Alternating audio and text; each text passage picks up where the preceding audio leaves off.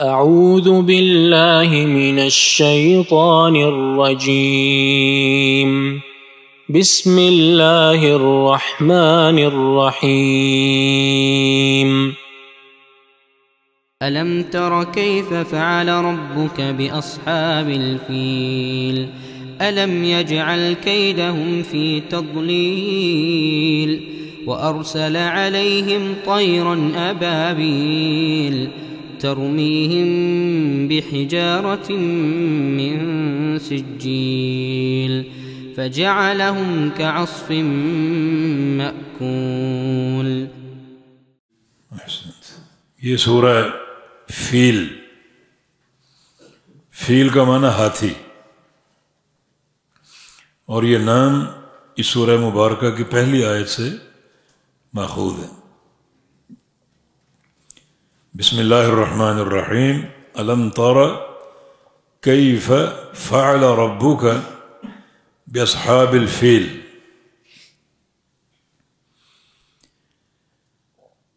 کیا نہیں دیکھا تو نے، یہ برائے استفہام، کیا، لم نہیں، یہ کلمہ نفی، ترى رؤیت سے دیکھنا، کیا نہیں دیکھا تم نے، کیف فعل ربک، کیسا کیا تیرے رب نے، کیسا برتاؤ کیا تیرے رب نے، باصحاب الفیل، ہاتھی والوں کے ساتھ۔ اصحاب صاحب کی جمع، الفیل ہاتھی، کیسا کیا تیرے رب نے ہاتھی والوں کے ساتھ۔ اس سے مراد وہ لوگ ہیں جو ابرہ بن صباح الاشرم کی قیادت میں بیت اللہ کو ڈھانے آئے تھے۔ یہ ابرہ، اس نے یمن میں بیت اللہ کے مقابلے میں ایک، سمجھے کہ اپنا کعبہ تعمیر کیا تھا،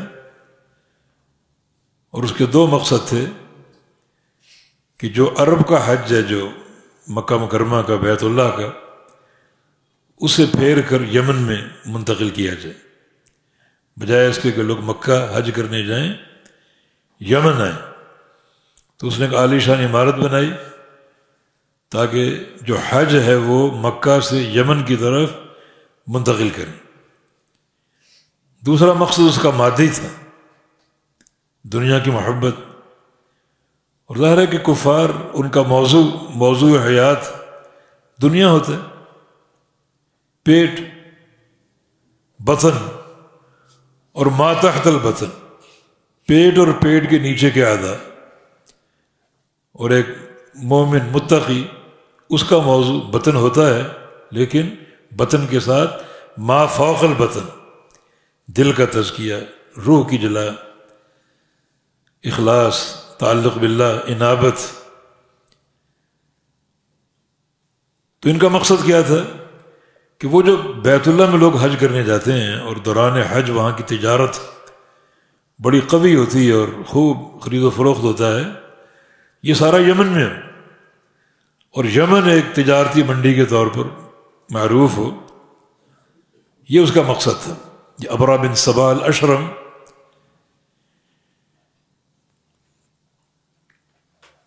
جیسا کہ کتب تاریخ میں یہ بات مذکور ہے کہ جب اس نے یہ گھر بنا لیا، اور ایک عرب شخص کو جس کا تعلق بیت اللہ سے تھا، مکہ مکرمہ سے تھا، اسے علم ہوا کہ یہ ہمارے بیت اللہ کے مقابلے میں اس نے گھر بنایا، تو ایک رات وہ اس گھر میں چھپ گیا جو اس کا خانہ کعبہ تھا،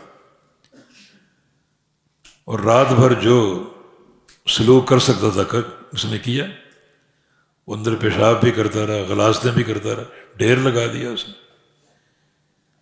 اگلے دن اس کو اطلاع ملی تو بڑا غضبناک ہوا، اور اس نے یہ ارادہ کر لیا کہ میں اس مکہ کے گھر کو، بیت اللہ کو تباہ کر دوں گا۔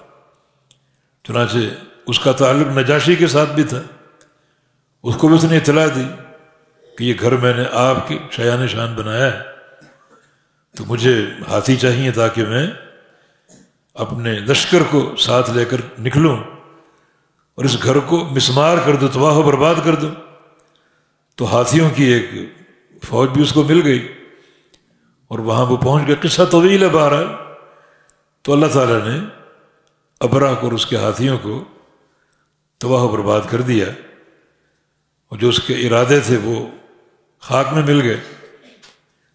تو الم ترى، کیا نہیں دیکھا تو نے، کیف فعل ربک، کیسے کیا تیرے رب نے اصحاب الفیل کے ساتھ، ہاتھی والوں کے ساتھ، الم یجعل کیدہم فی تضلیل، کیا یہ پھر حرف استفہام لم حرف نفی، کیا نہیں یجعل کیا کیدہم ان کے مکر کو اور ان کی سازش کو، فی تضلیل ناکامی میں، جو ان کا مقصد تھا اس کو اللہ نے ناکام نہیں کیا۔ یہ استفہام انکاری کہلاتا ہے۔ ہاں بالکل کیا، اللہ رب العزت نے ان کی سازش کو ناکام کر دیا، ان کو نامراد کر دیا۔ یہ واقعہ جب پیش آیا تھا تو وہ سال ہماری تاریخ میں عام الفیل کے نام سے معروف ہے، یعنی ہاتھیوں والا سال، عام الفیل۔ اور پھر جو تاریخ آگے مرتب ہوتی گئی تو وہ تاریخوں کا تعین یہ ہاتھی عام الفیل کی مناسبت سے ہونے لگا۔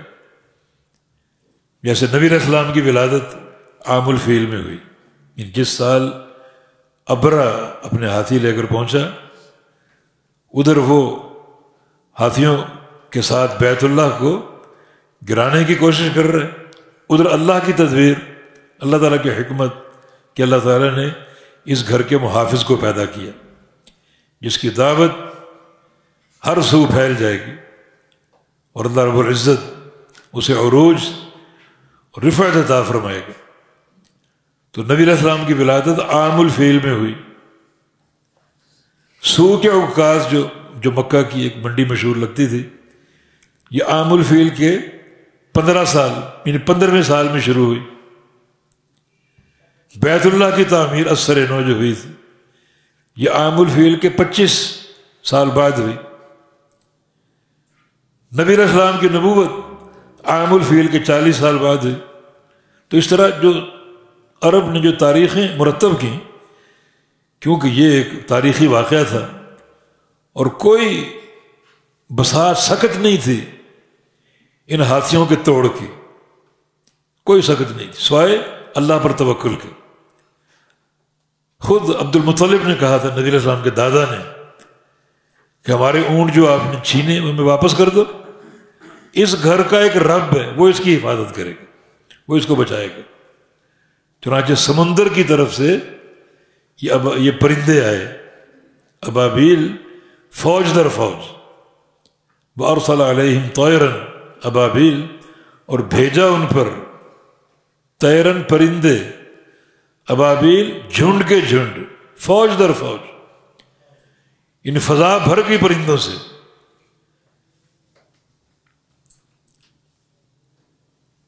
اللہ رب العزت نے پرندوں کو اپنے فوجی کے طور پہ استعمال کیا، حالانکہ پرندے ضعیف، کمزور۔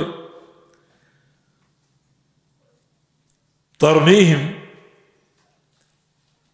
جو برساتے تھے، پھینکتے تھے ان پر، بحجارہ، پتھر، من سجیل، یعنی پتھریلی پختہ مٹی سے، پختہ مٹی کے یا پتھریلی مٹی کے پتھر یا کینکریاں وہ ان پر پھینکتے تھے۔ تو ارسل علیہم طیرا، بھیجا ان پر پرندے، ابابیل، جھنڈ کے جھنڈ یا فوج در فوج، جو سمندر کی طرف سے آئے، حملہ آور ہوئے، اور اس سے قبل یہ پرندے دیکھے نہیں گئے تھے، پہلی بار دیکھے گئے۔ طیرن ابابیل، یہ ابابیل طیرن کی صفت ہے، اور ابابیل جمع کا معنی دیر ہے، مگر اس کا واحد نہیں آتا، جیسے اساطیر وغیرہ جمع کا معنی دیتے ہیں مگر ان کا واحد نہیں ہے، تو طیرن موصوف، ابابیل اس کی صفت، اور ترمیم صفت ثانیہ ہے، تو چونکہ طیرن منصوب ہے تو ترمیم کا محل بھی منصوب ہے۔ وہ پرندے برساتے تھے، پھینکتے تھے ان پر پتھر، من سجیل، پتھریلی مٹی کے، فجعلہم کعصف مأکول، پس کر دیا ہم انہیں کعصف مأکول، کھائے ہوئے بھس کی طرح، کھائے ہوئے بھس کی طرح۔ یہ بڑی ایسی تشبیہ ہے جس میں انتہائی درجے کی ذلت۔ ایک وہ چارہ ہوتا ہے، چارہ بھی اگر کٹا ہو تو وہ بھی کہا جا سکتا تھا، لیکن اس کو جانور کھا لے اور کھا کر لید کی صورت میں نکال دے، ایسے بن گیا۔ جب ان پر کینکر پڑے برسے تو ان کا سب ظاہر و باطن پھٹ گیا، اور وہ میدان میں پڑے ہوئے ہیں کھائے ہوئے بھس کی مانے، بالکل ان کی شکلیں، صورتیں اور جسم ان کے تباہ ہو گئے، اور اللہ رب العزت نے اس طرح انہیں نیست و نابود کر دیا۔ فجعلہم، پس کر دیا ہم انہیں کعصف، عصف جمع ہے، عصفت ان کی، اور معقول عقل سے کھائے ہوئے بھس کی مانند ان کو بنا دیا۔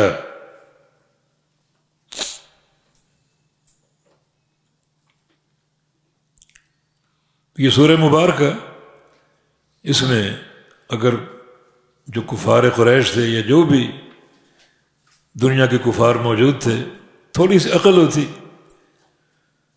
تو اس ایک سورت کا نزول ان سب کی ہدایت کے لیے کافی ہوتا کہ اللہ کے نبی اس سال پیدا ہوئے تھے اور اس قصے کی خبر آپ دے رہے ہیں، مانا آپ کا تعلق وحی الہی کے ساتھ، ورنہ یہ خبر آپ کو کہاں سے آئی؟ اس سال تو آپ پیدا ہوئے تھے، اور ایک نو مولود کو اپنے حالات کا، اطراف کا کیا علم ہوتا ہے، کیا احساس ہوتا ہے، لیکن آپ کا یہ خبر دینا اس بات کی دلیل ہے کہ آپ کی نبوت سچی ہے، حق ہے، اور اللہ کا پیغام، اللہ کا کلام آپ لوگوں کو سنا رہے ہیں۔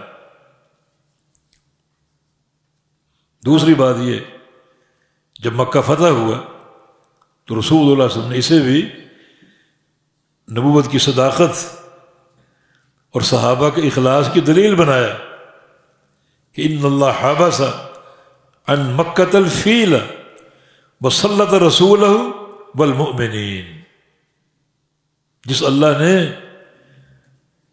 ہاتھیوں سے اس مکہ کو بچایا، ہاتھیوں کو روک دیا، انہیں نیست و نابود کر دیا، اسی اللہ نے اپنے رسول کو اور مومنین کو اس گھر کا غلبہ عطا فرمایا، جو ان کی حقانیت کی دلیل۔ ابرا کی طاقت، جو طاقت کے نشے میں آیا تھا، وہ نیست و نابود ہو گیا۔ آگے ہم پڑھیں گے کہ یہ بات قریش کے لیے ایک اہمیت کا باعث بن گئی۔ آگے سورہ قریش میں یہ دو چیزیں ہیں، ایک نبی علیہ السلام کا اس حادثے کی خبر دینا، حالانکہ اس سال آپ پیدا ہوئے تھے، تو مانا آپ اپنی طرف سے بات نہیں فرما رہے، اللہ تعالیٰ کی وحی اور اس کا کلام پیش کر رہے۔ اور دوسرا یہ کہ ابرا، اس کی طاقت، اس کے ہاتھی، اس کے فوج، اللہ نے انہیں مکہ سے روکا، مگر اپنے رسول کو مکہ کا غلبہ جو ہے وہ عطا فرمایا، جو ان کی نبوت کی صداقت کی دلیل ہے۔ اور اگر وہ لوگ غور کرتے تو یہ دو باتیں ان کے سمجھنے کے لیے کافی ہوتی اور قبول حق کے لیے کافی ہوتی۔ قرآن کریم کی یہ تین صورتیں جو ابھی ہم نے پڑھی، یعنی پچھلے ہفتے ایک صورت پڑھی، دو آج پڑھی، تو ان کی ترتیب میں بھی ایک حکمت ہے۔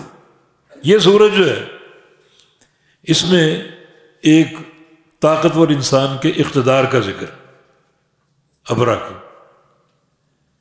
جو لوگ یہ سمجھتے ہیں کہ غلبے کے لیے، ستوت کے لیے، شہرت کے لیے، ناموری کے لیے اور کامیابی کے لیے اقتدار ضروری ہے، کرسی ضروری ہے، وہ اس سورت کو پڑھ لیں. نشے، طاقت کے نشے میں تھا اور اللہ نے نیست و نابود کر دیا، جس سے کیا ثابت ہوا کہ اقتدار، یہ کرسی، اس میں کوئی طاقت نہیں، نہ اس میں کوئی ایسی چیز ہے کہ اس کو بندہ اسی کو باعث خیر و برکت سمجھ لے. اچھا استعمال کرے تو اچھے ثمرات آ سکتے ہیں، لیکن کرسی طاقت نہیں ہے، نہ یہ فلاح اور سعادت کا پروگرام. یہ سورہ سے واضح ہو گیا. دوسرا ذہن یہ ہے کہ کثرت مال یہ کامیابی کا سبب ہو سکتا، باعث ہو سکتا.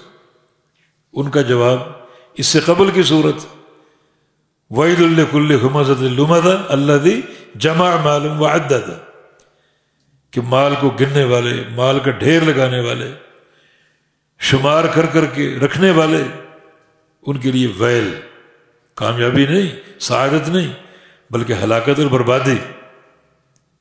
اور اس سے قبل بھی الہاکم التکاثر حتی زرتم المقابر، کہ کثرت کی حرص اور ہوس نے تمہیں ایسا غافل کیا کہ تم قبروں میں پہنچ گئے ناکامیاں ساتھ لے کر. تو ان تینوں صورتوں میں کیا بات واضح ہے کہ نہ تو اقتدار غلبے اور کامیابی کا باعث ہے، نہ کثرت مال، بلکہ سعادت کی اساس کیا ہے؟ ان تینوں صورتوں کے بیچ میں ایک چھوٹی سی صورت بالعصر ان الانسان لفی خسر الا الذین آمنوا وعملوا الصالحات. یہ سعادت کا پروگرام کہ جو لوگ ایمان لے آئیں اور عمل صالح اختیار کر لیں، وہ خسارے سے، نقصان سے، گھاٹے سے نکلنے والے، ہمیشہ کامیاب ہونے والے، اور سعادتیں اور فلاح اور کامیابیاں سمیٹنے والے. تو ان چاروں صورتوں کی ترتیب سے یہ خلاصہ نکلتا ہے کہ انسان کی سعادت اور فلاح کا پروگرام نہ تو اقتدار میں ہے کہ اپنی زندگی حصول اقتدار اور اس کشمکش میں گزار دے، نہ کثرت مال میں ہے کہ ہر چیز کو فراموش کر کے مال مال کرتا رہے، بلکہ ایک انسان کی کامیابی، ابدی راحت، اللہ کی رضا، ایمان اور عمل صالح، تواصی بالحق اور تواصی بالصبر میں. جی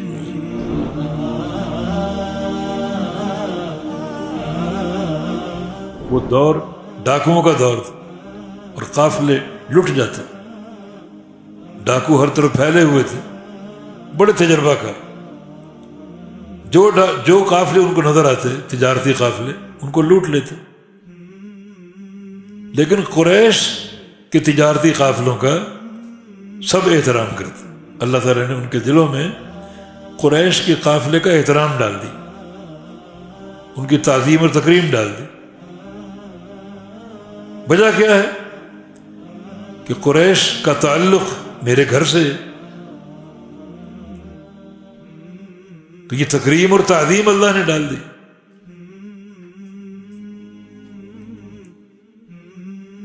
اور جب دنیا نے دیکھا کہ ابرا ان کا کچھ نہیں بگاڑ سکا، اپنے ہاتھیوں کی فوج لے کر آیا اور وہ فوج بھی تباہ و برباد ہو گئی، تو پھر قریش کی ہیبت اور دلوں میں پیوست ہو گئی کہ یہ لوگ حق پر ہیں، سچے ہیں، کوئی ان کو نقصان نہیں پہنچا سکتا، کوئی ان کا قافلہ نہیں لوٹتا، یہ محفوظ اور مامون ہے. اللہ نے یہ سارا شرف کیوں دیا؟ کیونکہ یہ اللہ کے گھر کے متولی تھے.